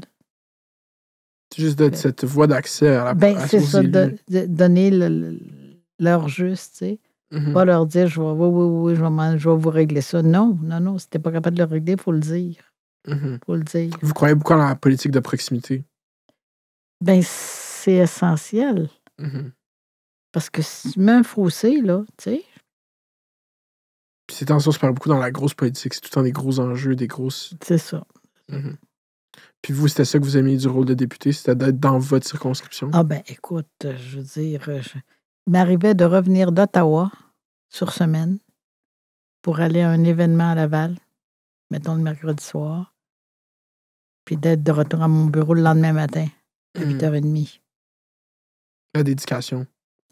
C'est parce que c'est ça, tu sais, je veux dire, je revenais pas toutes les semaines parce que ça aurait été tuant, là, tu sais, puis en plus dangereux, ça c'est certain. Mais quand je jugeais que c'était important, j'étais là. J'ai une question plus pratique. Sur une base quotidienne, ça ressemble à quoi le travail de député? Tu commences à 7h30 le matin, puis tu finis à 9h le soir. Ah ouais? Oui. C'est du travail constant? Oui. C'est quel genre de travail? Ben, d'abord, t'as juste la mise à jour quotidienne. Regardez qu'est-ce que c'est qui se passe. Puis il y a bien sûr toute la vie à la Chambre des communes, la préparation des questions. Tu sais, préparer une question, là, c'est pas juste je prends un truc puis j'écris 3 mots, là, c'est pas mal plus profond que ça. Parce qu'il faut, quand tu prépares la question, il faut quasiment que tu prépares la réponse aussi. La suggestion directe. Exactement. Et et les discours, c'est bien beau. Hein, ton discours, moi, les miens, je les écrivais toujours. Parce que je me disais, même si je les sais à peu près par cœur, c'est tellement facile de dévier que je me méfiais de ça là, comme la peste. Alors, donc, l'écriture des discours, les rencontres préparatoires, où est-ce que c'est que tu donnes ton avis sur telle affaire? Bon, telle question, moi, je la trouve pas claire. Si moi, je la comprends pas, il y en a plein d'autres qui la comprendront pas, donc on travaille là-dessus. Après ça, tout le travail en comité. Tout le travail en comité. Fait que quand on était l'opposition officielle, ce qu'on a été quand même quelques années, je veux dire, tu peux pas dire n'importe quoi. Hein, les journalistes sont là, puis les médias sont là. Fait qu'il faut que tu pèses, que tu mesures chaque mot, que tu dises pas... En tout cas, tu essaies de pas trop dire de conneries. C'est ça. Puis quand, en 93, à la première élection, est-ce que vous vous rappelez combien de députés avaient été élus? 54. 54 sur 75, c'est 75 Oui. C'est impressionnant quand même. Ben oui. 54 sur... Le mouvement était là. Oui. Puis là, ça culmine en 95. C'est la fois la plus proche que tout ça a failli y arriver. C'était comment, vous, toute cette campagne? Vous étiez député? J'étais députée, j'étais à Ottawa, je revenais à Laval pour faire campagne. Je veux dire, c'est fou raide, là. Fou raide. Mes enfants prenaient rendez-vous à mon bureau. Oh, mon Dieu. Pour qu'on puisse petit déjeuner ensemble le dimanche matin. Ah, wow. C'était intense. Fait que je leur disais, non, appelez. Parce que c'est sûr qu'il y a quelqu'un d'autre qui va appeler pour dire, on peut-tu déjeuner avec Mme Dalphond-Guéral, là? Ça, c'est certain. Fait que si vous êtes déjà là, ben ça va être non, c'est pas possible, elle est déjà prise, là. Non, c'est... C'est accaparant de... C'est accaparant, mais j'avais du plaisir. J'avais du plaisir, tu sais, je veux dire. Je me suis jamais plainte de ça. Mais est-ce que vous, votre rôle... Est-ce que c'était bizarre d'être député fédéral puis de faire campagne pour le oui? Quand même, c'est reconnaître l'entité qu'est la Chambre des communes puis vouloir devenir un pays. Non, le contraire n'aurait pas eu d'allure. Ah ouais?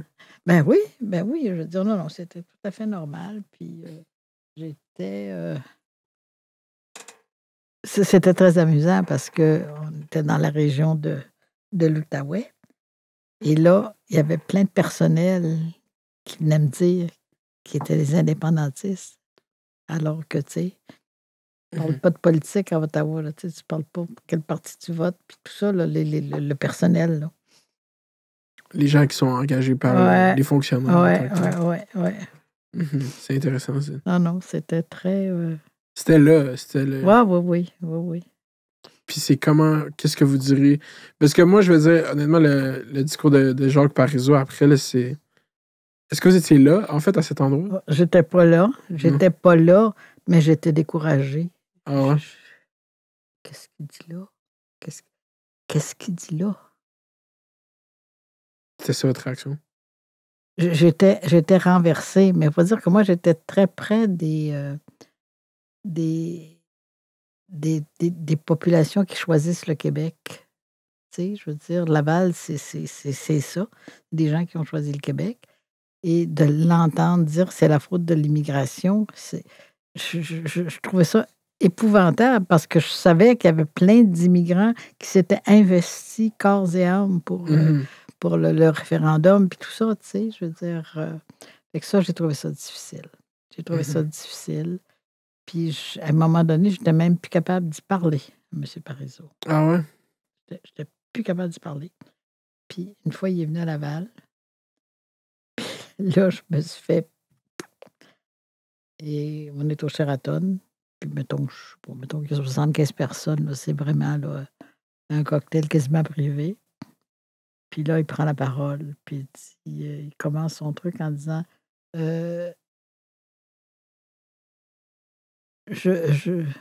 avant de commencer, il y a quelqu'un que je voudrais saluer, quelqu'un pour qui j'ai beaucoup d'estime, que j'aime beaucoup. Puis il me nomme. Puis vous, déjà, vous vouliez même pas y parler. Ben là, tu étais comme, qu'est-ce que tu fais là? Qu'est-ce que tu fais? Je sais pas qu'est-ce que je fais, ça. moi. Moi, je me lève puis je prends les applaudissements. Tu sais, je veux dire, ben, j'avais été surprise qu'ils disent ça. Mm-hmm. J'ai été très surprise. Ben parce que sûrement qu'ils savaient qui c'est. Moi j'ai dit, même sur cette podcast, souvent que je pense que c'est jamais le PQ qui va porter le projet nationaliste ou souverainiste juste à cause de cette phrase-là. Là. Je pense que ça c'est resté ancré dans l'imaginaire de beaucoup de gens. Ben oui.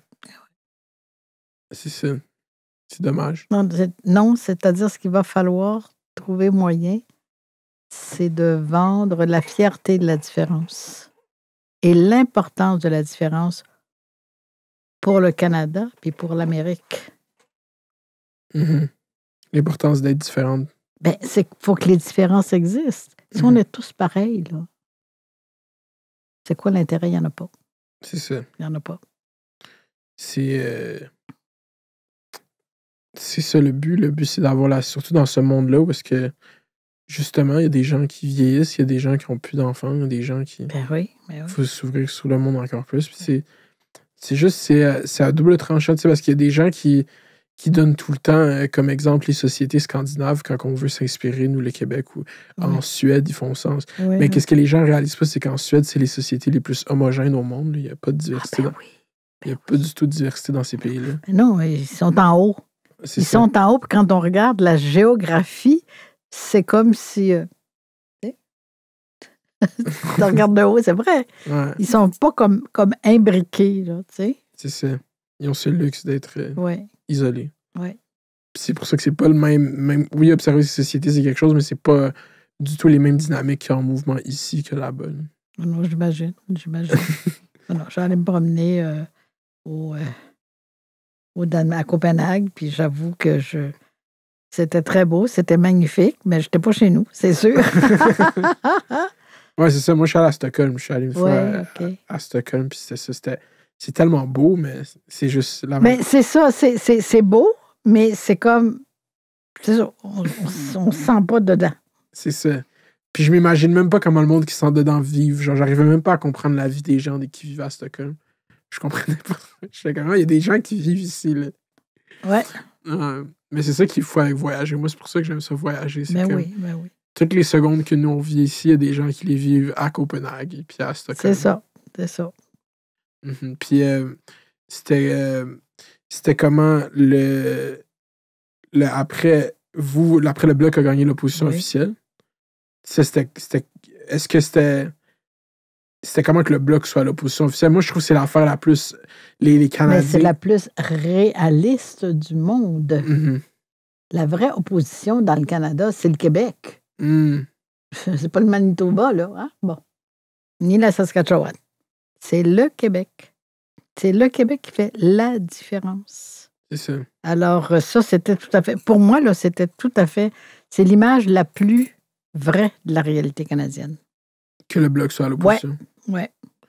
Mais c'est ça, mais c'est juste... ouais, je comprends le discours, mais même là, tu vois, en ce moment, les chefs francophones donnent plus de temps d'antenne en français, cette campagne électorale. Il va y avoir un débat demain. Oui.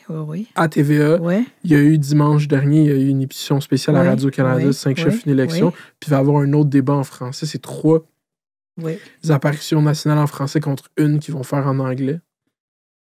Ça montre le pouvoir du Québec dans tout ce système-là. Ben, c'est-à-dire le pouvoir, le besoin que les partis ont.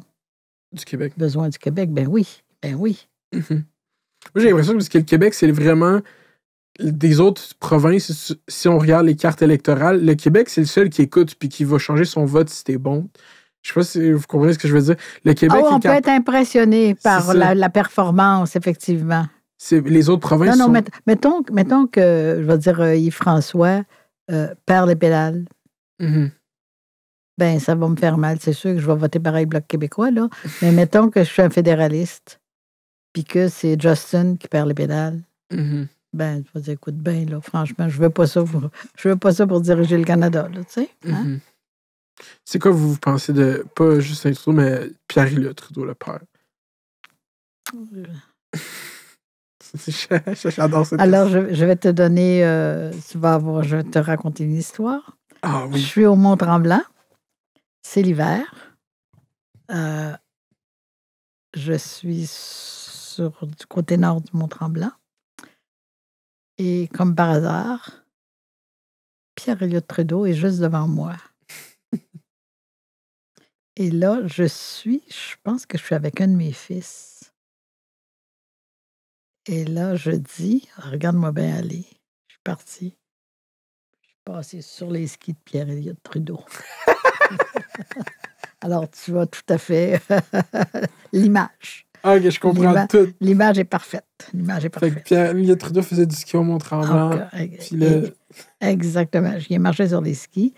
Puis, une autre affaire, à un moment donné, j'avais une amie qui s'appelait Madeleine Gobeil et qui était une femme brillante. Elle était née à Ottawa, puis elle travaillait à Ottawa. Et à un moment donné, s'est mis en ménage avec Pierre-Éliott Trudeau. J'étais découragée. Évidemment, ça n'a pas duré. Tu sais. Elle s'est retrouvée, je ne sais pas trop, ambassadrice ou en tout cas dans des postes diplomatiques. Là. Mais tu sais, tu dis, ouais, c'est ça.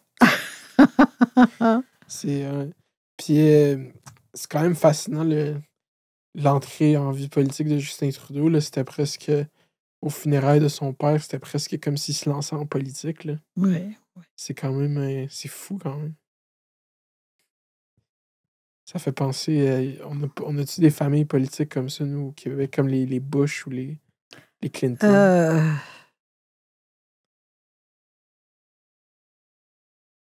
Il y en a sûrement eu. Il y en a sûrement eu.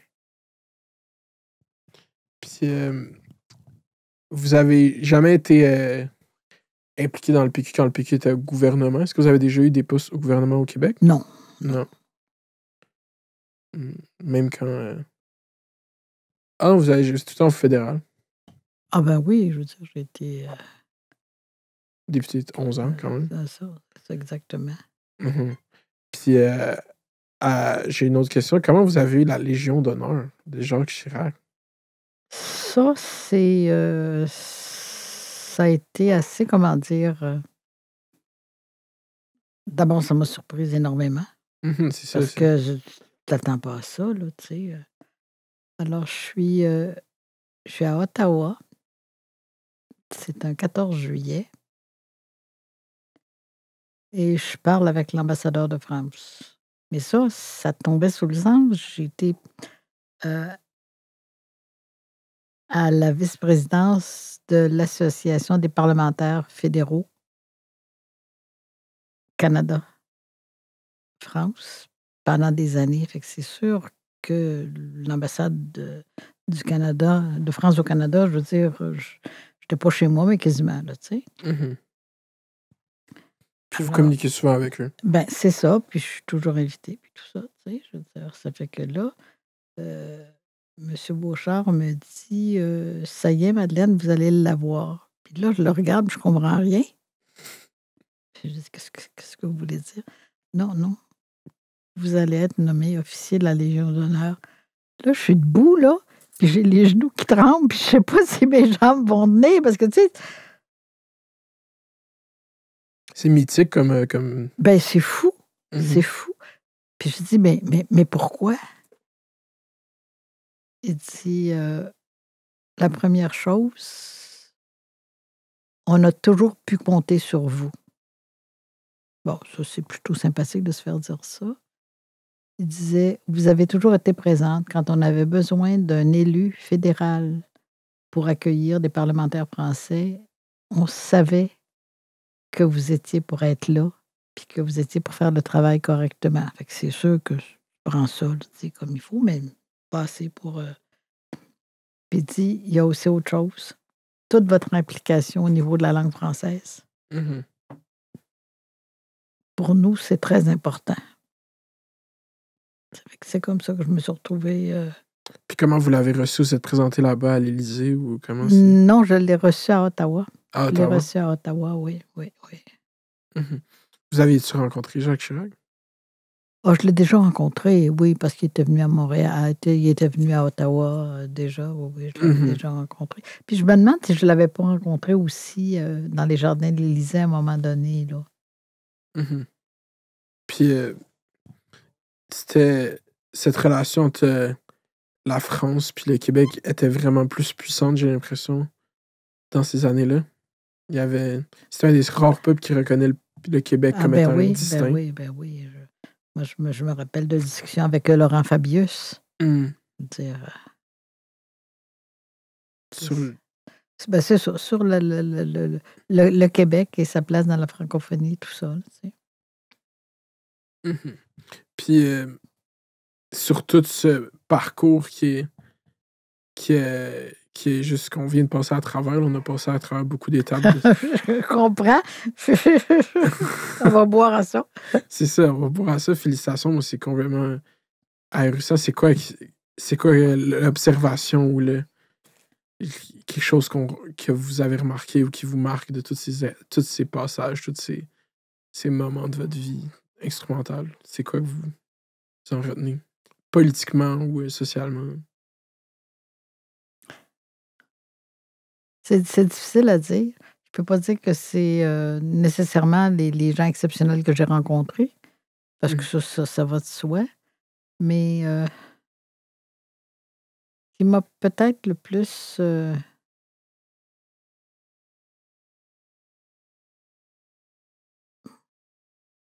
pas marqué, mais impressionné, c'est que tout ce qu'on peut faire quand on décide qu'on peut le faire. Puis ce qui me désole, c'est de voir qu'il y a plein de gens qui peuvent faire des affaires puis qui ne vont pas. Tu sais, je veux dire, tu te promènes sur la rue puis tu vois une cochonnerie qui traîne. Il y en a combien qui se penchent pour la ramasser? Tu sais, je veux dire, c'est je ne sais pas, je veux dire, je pense qu'il faudrait essayer de développer ou de rendre les gens davantage conscients de ce que ça veut dire être citoyen. Être citoyen. Puis pour faire... ça revient maintenant au présent, c'est... Les gens perdent ce rôle d'être citoyen puis ça va plus comme eux-mêmes puis leurs personnes sont prises par leur existence au complet. Ben oui. T'as juste à regarder comment les gens conduisent. Ça, c'est là... Ça, les gens conduisent comme s'ils sont tout seuls. Ça me... Exactement. Moi, c'est une des affaires qui... Moi, sinon... Tu sais, moi, je suis vraiment affût quand je conduis plus, ça fait longtemps, mais quand j'avais une voiture... Moi, j'allais au cégep à Lionel Groux, à Sainte-Thérèse. Fait que chaque jour, je faisais Laval, Sainte-Thérèse. Les gens, quand ils changent de voie, puis que tu le vois, qu'eux, ils ont juste pas regardé, comme... Ils n'ont pas porté attention. Si t'étais là, tu l'as remarqué pour eux, puis tu freines. Eux, ils regardent, ils tournent même pas à non, tu le sens d'avance qu'ils vont faire une connerie. C'est ça, exactement. Ouais. C'est un autre fait intéressant que j'avais sur vous. Vous avez déjà rencontré justement Lionel Groux. Ah ben oui. C'est qui Lionel Groux, juste pour mettre en contexte? Lionel Groux, c'est un historien québécois qui son livre le plus connu, c'est Maître chez nous. Alors, il fallait le faire là, dans les années 30, écrire quelque chose comme ça, Maître chez nous. Alors, c'est quelqu'un d'une très grande culture qui était... je me rappelle quand j'allais le voir au rapaillage, là, il me recevait en Bermuda. Imagine-toi un curé qui reçoit le monde en Bermuda. Là, tu sais, c'était comme... non, c'est fou. C'est ça, c'était... Puis il faisait quoi? Vous alliez le voir où, vous dites? Il était au rapaillage. Il y avait un domaine qui s'appelait les rapaillages à Vaudreuil. Fait que quand j'avais besoin de le voir, j'allais au rapaillage. Puis il était là? Il était là, ben oui. Il n'avait pas encore fondé le collège Lionel Groux. Hein? Non, ben c'est pas lui qui l'a fondé, hein? C'est du charme. Oui, c'est ça. Ah, j'étais sûr que c'était lui qui l'avait fondé. Oh non. Lui, c'était un historien, puis son livre Maître chez nous, là, ça m'intéresse. Oui, Maître chez nous. Puis ça parle de quoi, son livre? Ben, c'est l'histoire du Québec. C'est l'histoire du Québec. Intéressant. Merci beaucoup pour l'entrevue. Ben, ça m'a fait très plaisir. On a fait 2 heures de... Je sais pas, j'ai pas regardé. Non, moi, je confirme. Merci énormément de vous être déplacés, de vous avoir partagé tout ça. Puis je vais prendre le peu d'autorité que j'ai pour dire merci pour l'implication citoyenne. Peu importe qu'est-ce qu'on va dire, il y a des gens qui sont idéologiquement contre. Là, on peut pas enlever l'indignabilité de la persistance, de la volonté, puis même du courage, puis de tenir ses convictions. Puis il y a beaucoup de gens qui ont des convictions, qui les tiennent pas ou qui pensent même pas à ça, comme on a dit dans cette entrevue, que c'est plus facile de faire comme si tout va bien. Ben oui. Mais de constater la réalité, puis en plus, l'étape suivante de la constater puis de prendre action, c'est à féliciter, puis comme merci énormément. Puis merci d'être venu ici, c'est vraiment la documentation qu'on vient de faire est très importante pour moi, puis merci de me l'avoir offert. Ça m'a fait extrêmement plaisir. Merci. J'avais pas l'air malheureux, d'ailleurs. Hein? Non, c'était très jovial. J'espère que vous qui avez écouté ça, vous avez aimé ça. Moi, j'ai adoré faire ça. Je le referai. Passez une très belle journée. J'espère que c'était le fun. Ça a été Fait d'hiver avec Madeleine Guiral, désolé. Et à la prochaine. Merci beaucoup d'avoir écouté Fait d'hiver. Abonnez-vous. Laissez 5 stars sur Apple Podcasts. Abonnez-vous sur Spotify, Patreon. Anyway. Merci beaucoup. Passez une belle journée. Au revoir. On a fini. Alors, quand je vois ça ou que j'entends ça, tu sais, aller sur Spotify. Non, je n'irai pas sur Spotify, c'est sûr. On va vous envoyer le lien. Oh, je veux rien savoir de ça. Togwall.